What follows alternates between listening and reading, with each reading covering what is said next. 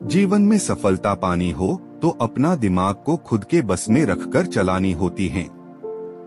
हम सब सफल और सुखी होना चाहते हैं, लेकिन कुछ लोग ही सफलता हासिल कर पाते हैं। लेकिन क्यों सब नहीं? मित्रों, आज हम आपको गौतम बुद्ध की कुछ ऐसी कहानी बताएंगे जिससे आपका जिंदगी बदल जाएगी और पता भी चल जाएगा कि क्यों सिर्फ कुछ गिने चुने लोग ही सफल हो पाते हैं। चलिए कहानी शुरू करते हैं। एक दिन एक किसान बुद्ध के पास आया और बोला, महाराज, मैं एक साधारण किसान हूँ। बीज बोकर हल चलाकर अनाज उत्पन्न करता हूँ और तब उसे ग्रहण करता हूँ, किंतु इससे मेरे मन को तसल्ली नहीं मिलती। मैं कुछ ऐसा करना चाहता हूँ जिससे मेरे खेत में अमरत्व के फल उत्पन्न हो। आप मुझे मार्गदर्शन दीजिए जिससे मेरे खेत में अमरत्व के फल उत्पन्न होने लगे। बात सुनकर बुद्ध मुस्कुराकर बोले, भले व्यक्ति, तुम्हें अमरत्व का फल तो अवश्य मिल सकता है, किंतु इसके लिए तुम्हें खेत में बीज न बोकर अपने मन में बीज बोने होंगे। यह सुनकर किसान हैरानी से बोला, प्रभु, आप यह क्या कह रहे हैं? भला मन के बीज बोकर भी फल प्राप्त हो सकते हैं? बुद्ध बोले, बिल्कुल हो सकते हैं, और इन बीजों से तुम्हें जो फल प्राप्त होंगे वे वाकई साधारण न होकर अद्भुत होंगे, जो तुम्हारे जीवन को भी सफल बनाएंगे और तुम्हें नेकी की राह दिखाएंगे।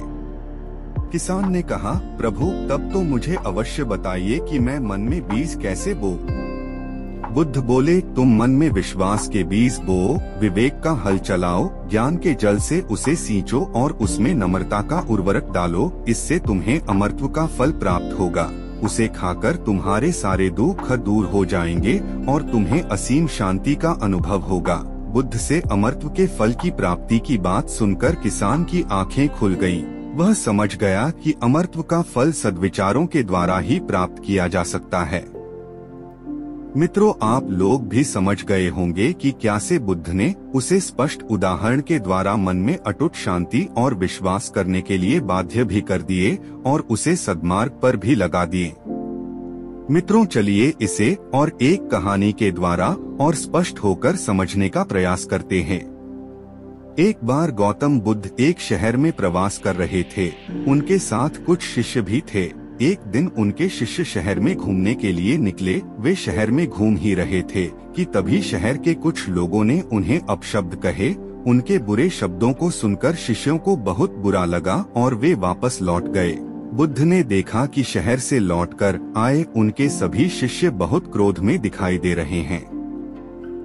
उन्होंने शिष्यों से पूछा, क्या बात है, आप इतने तनाव में क्यों हैं? तभी एक शिष्य क्रोध में बोला, हमें यहाँ से तुरंत चलना चाहिए। जब हम बाहर शहर में घूमने गए थे तो यहाँ के लोगों ने बिना वजह हमें बहुत बुरा भला कहा। जिस जगह हमारा सम्मान नहीं हो वहाँ हमें नहीं रहना चाहिए। बुद्ध ने कहा, क्या किसी और जगह तुम अच्छे व्यवहार की अपेक्षा रखते हो? दूसरे शिष्य ने कहा, इस शहर से तो अच्छे लोग ही होंगे। तब गौतम बुद्ध बोले, किसी जगह को सिर्फ इसलिए छोड़ देना ठीक नहीं कि वहाँ के लोग बुरा व्यवहार करते हैं। हमें तो कुछ ऐसा करना चाहिए कि जिस स्थान पर भी जाएं, उस स्थान को तब तक नहीं छोड़े जब तक अपनी अच्छाइयों से वहाँ के लोगों को सुधार न दें। हम जिस भी स्थान पर जाएं, वहाँ के लोगों का कुछ न कुछ भला करके ही वापस लौटें।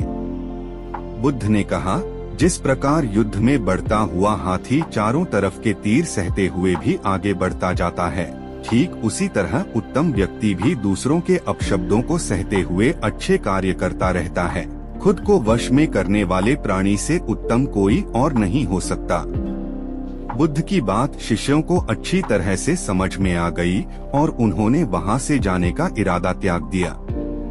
मित्रों, अगर आप वह होते तो क्या करते, हमें कमेंट बॉक्स में बताइएगा। हम सभी को समाज में होने वाले कुछ एक व दो बुरी बातों से अपना आत्मबल कम करना नहीं चाहिए, बल्कि उसे कैसे सुधार कर आगे जाएं और समाज को भी आगे लेके जाएं, इसके बारे में विचार करना चाहिए। दोस्तों, आपको हमारी ये छोटा सा संदेश मूलक वीडियो कैसी लगी? अगर अच्छी लगी हो तो अपना दोस्त और इष्ट मित्रों से शेयर अवश्य कीजिएगा। दूसरा वीडियो में फिर मिलेंगे, तब तक के लिए नमस्कार।